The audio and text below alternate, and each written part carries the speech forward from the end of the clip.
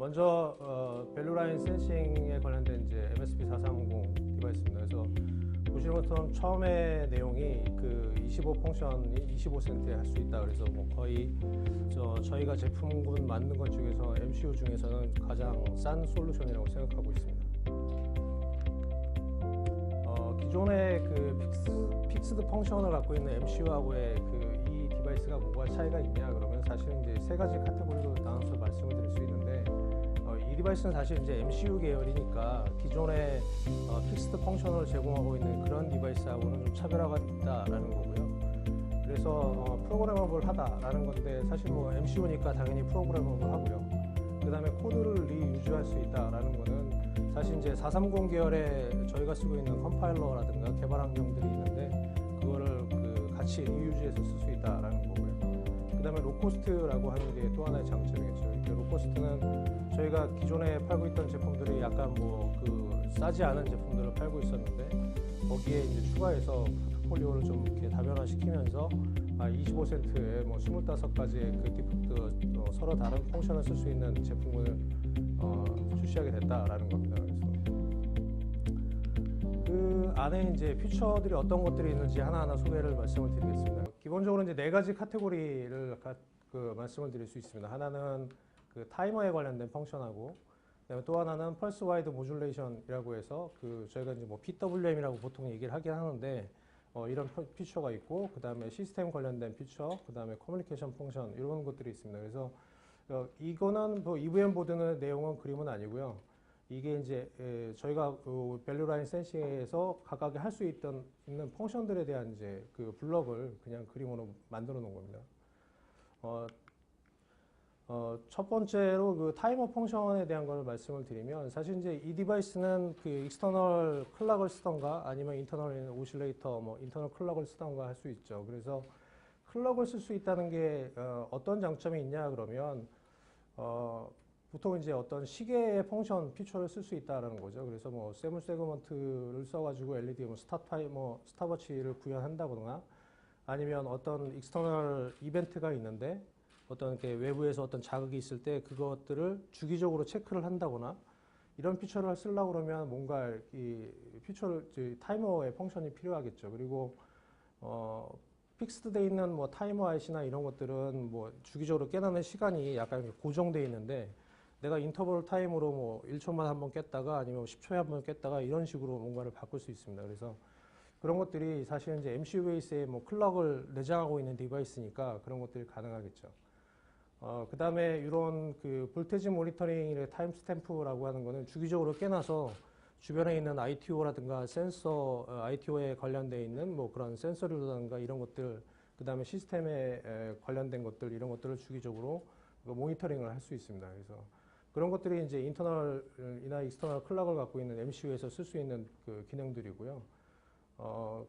그리고 이게 이제 MCU니까 요즘은 여러 가지 이제 컴포넌트들이 있는데 그 컴포넌트들을 주기적으로 이제 깨어나는 시퀀스가 또 있습니다. 그래서 어떤 디바이스 A, B, C, D가 있다 그러면 A가 먼저 깨고 뭐 C가 깨고 D가 깨고 이런 식의 순서를 줄 수가 있는데 그런 것들도 약간 픽스되어 있는 디바이스 같은 경우는 보드 레이아웃도 바꿔야 되고 이렇게 하지만 얘 같은 경우는 사실 이제 MCU니까 그 순서적으로 소프트웨어만 변경해주면 I/O 컨트롤이 굉장히 가능하게 이렇게 만들 수가 있겠죠.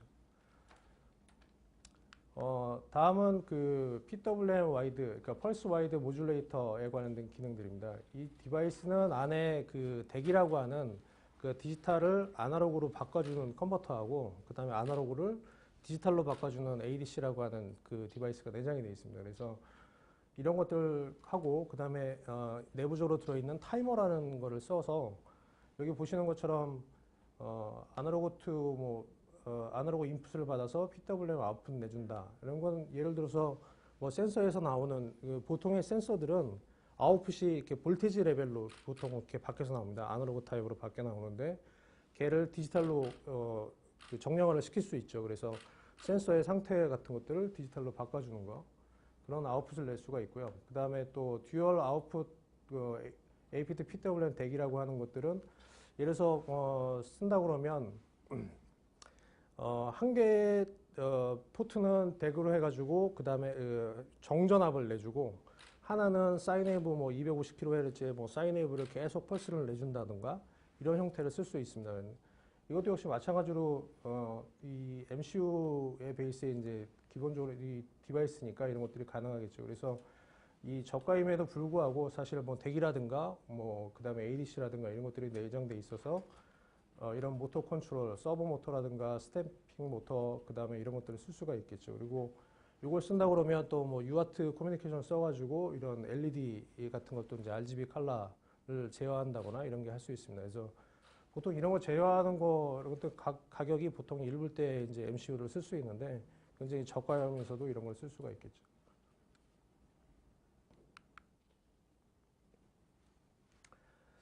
시스템 펑션입니다. 시스템 펑션은 아까 말씀드린 대로 그 ADC의 웨이크업, 그러니까 어떤 포트에서 들어오는 그 아날로그 시그널에 의해서 이 디바이스가 이제 깨어나게 한다거나, 그 다음에 여기 그런 기능이고, 그 다음에 EEPROM 에뮬레이터라고 하는 거는 저희 디바이스는 보통의 이제 MCU들은 안에 이제 플래시라고 하는 디바이스를 쓰고 있습니다. 그래서 예전에는 이제 OTP라고 해서 원타임 프로그래머블 MCU를 썼다 그러면 지금의 이제 경쟁사도 뭐 저희도 마찬가지로 다 MCU에는 플래시라는 내장 메모리를 쓰고 있고 거기에 이제 유저 코드라든가 이런 것들을 집어넣게 되죠. 근데 저희는 그 FRAM이라고 하는 디바이스를 쓰고 있습니다. 그래서 플래시의 라이팅 사이클이라고 해서 썼다 지웠다 할 수 있는 그런 이제 리미테이션이 있어요. 그래서 뭐 그 무한대로 쓸 수가 없는데 저희 FRAM 같은 경우는 10에 15승 정도 쓸 수 있습니다. 그래서 그 보통 EEPROM이 그 100만 번 사이클 정도 쓴다 그러면 저희는 2에 15승이니까 10에 15승이니까 거의 무한대로 쓰신다고 보시면 돼요. 그래서 이렇게 이 안에 있는 이제 FRAM으로 되어 있는 것들도 그 플래시보다 리드라이트 하는 속도도 거의 램이니까 그 속도도 굉장히 빠르고 그 다음에 전원을 나가도 그대로 EEPROM처럼 또 보존도 할 수 있고 하니까 MCU지만 어떤 영역을 할당해서는 또 그 FRAM을 이용해 가지고 EEPROM처럼 또 쓸 수가 있겠죠. 그리고 보시는 것처럼 그 IO를 이용한 이런 뭐 키패드 같은 것들을 조종할 수 있고 그 다음에 이제 엔코더 같은 것들을 또 쓸 수 있습니다. 그래서 로터리 이렇게 스위치 같은 것들을 보면 그게 이제 그런 것들을 이렇게 포지션이나 이런 것들을 찾아서 할 때 이런 데 쓰는 것들도 할 수 있고요. 그리고 뭐 리셋 컨트롤 아까 설명드린 것처럼 어떤 디바이스를 뭐 깨어날 때 리셋을 줘야 되는 컨디션이라든가 이런 것들이 있는데 그런 것들도 역시 마찬가지로 얘가 지원을 할 수가 있겠죠. 또 하나 이제 뭐 예로 보면은 아까 설명드린 것처럼 뭐 ADC에 관련된 거, 그 다음에 어떤 그 템퍼 디텍션이라고 해서 뭔가 그 원하지 않은 상태의 뭔가들이 됐을 때 그런 프로텍션 해주는 거 그런 것들을 또 할 수가 있습니다.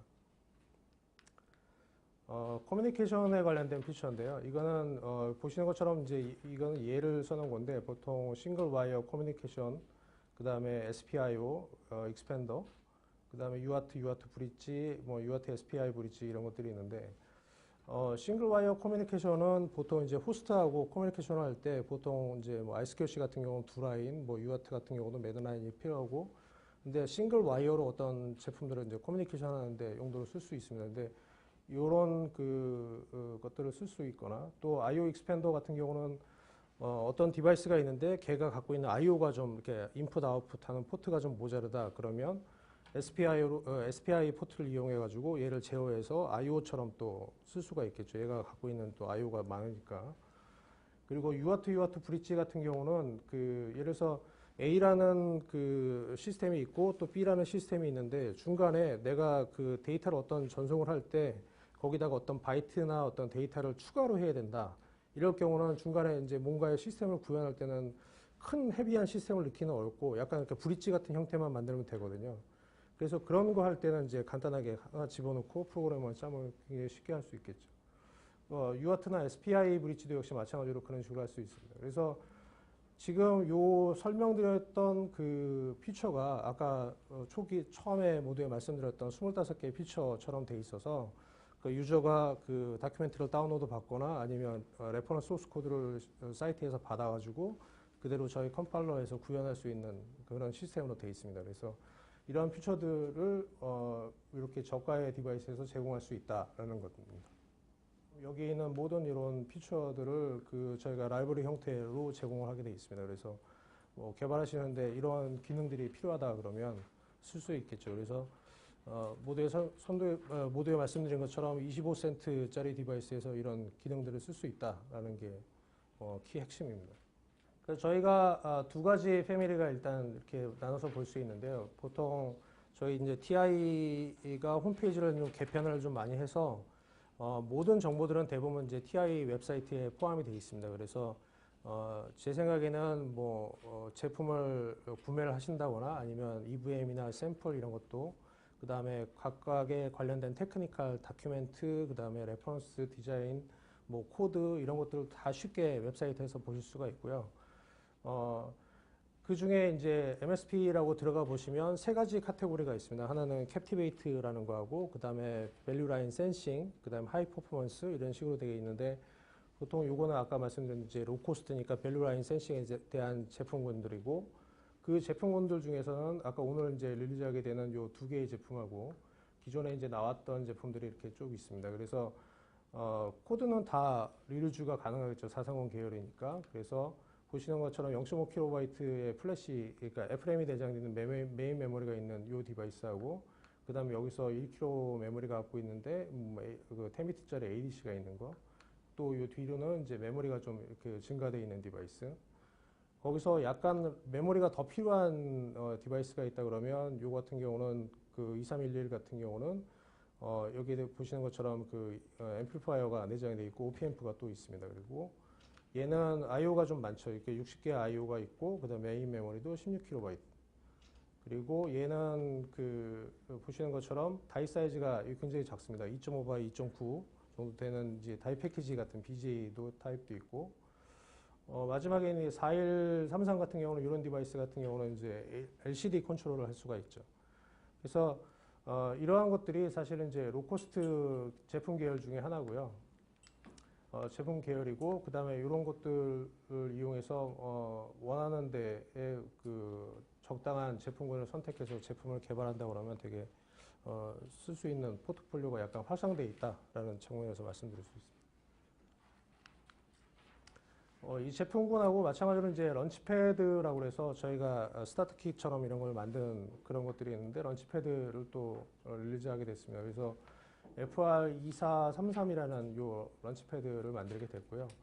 기본적으로 갖고 있는 피처는 16KB의 FRAM, 그 다음에 4KB의 SRAM 갖고 있고, 그 다음에 UART나 SPI 이런 포트들이 있습니다. 그래서 앞에 보여드렸던 그 로코스트 2000 계열 중에 약간 하이엔드급의 디바이스입니다. 그래서 얘를 가지고 제품 개발을 스타트를 하시고, 그 다음에 거기서 약간 사이즈 이런 것들을 조절해서 그 소프트웨어를 그대로 그 2000 계열이나 2100 시리즈에다가 포팅해서 넣으시면 됩니다. 그래서 기본적으로 이제 얘가 갖고 있는 거는 디버깅을 할 수 있고, 그 다음에 이제 에너지 트레이스라고 해서 요거는 이제 TI에서 제공하는 건데, 이 디바이스가 아까 말씀드린 울트라 로 파워의 제품이니까 전력 소비가 얼마큼 되는지, 그 다음에 실질적으로 내가 파워 모드를 어떤 식으로 컨트롤해서 쓸 수 있는지 이런 것들을 볼 수 있는 툴입니다. 그래서 그런 툴도 쓸 수가 있고요. 기본적으로 여기에 보시는 것처럼 버튼이 있거나 아니면 그 LED도 있고, 그래서 또 옆에 핀 헤더들이 있습니다. 그래서 원하는 형태의 이제 포트를 써가지고 시스템을 일단 구현을 해서 기본적으로 이제 만들어 볼 수가 있겠죠. 보시는 것처럼 타임 리미트에는 요거가 있습니다. 프라이스가 원래 프라이스는 9.99불인데요. 12월 말까지 4.3불에 절반 가격에 팔고 있습니다. 그래서 원바이 겟원 하실 수 있습니다. 네. 요거는 그 TI가 갖고 있는 여러 가지 이제 소프트웨어 툴입니다. 그래서 보시는 것처럼 ET 온라인이라든가 이런 코드 컴포저 이런 것들을 다 제공하고 있고, 거기에 관련된 여러 가지 서버 관련된 키트 이런 것들이 있다라는 건데요. 제가 한 가지를 잠깐 보여드리면 TI의 웹사이트입니다. 그래서 보시는 것처럼 이제 이 ti.com에다가 프로덕트 네임을 치시면 이런 페이지가 보통 열리게 되어 있고요. 거기에는 그 파라메터 관련된 거, 온라인 데이터 시트 이런 것들이 쭉 있는데, 여기에 어플리케이션 테크니컬 어플리케이션 노트가 있습니다. 그래서 이 아래로 쭉 내려서 보시면 아까 제가 설명드렸던 그런 템퍼 디텍션, 뭐 싱글 스로프에 관련된 IC 프로그래머블 시스템 웨이크업 이런 유스 케이스가 이렇게 쭉 다큐멘트로 있어요.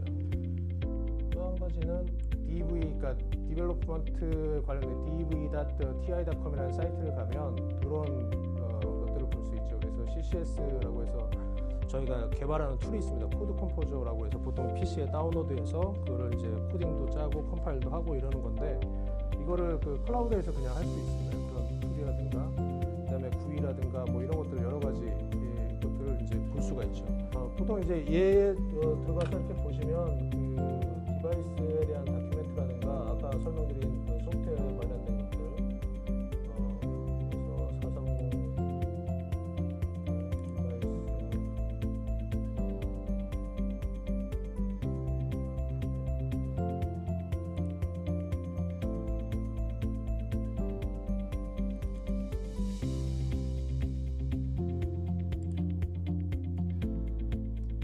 이런 걸 찍어보시면 이제 여기에 관련된 미들웨어라든가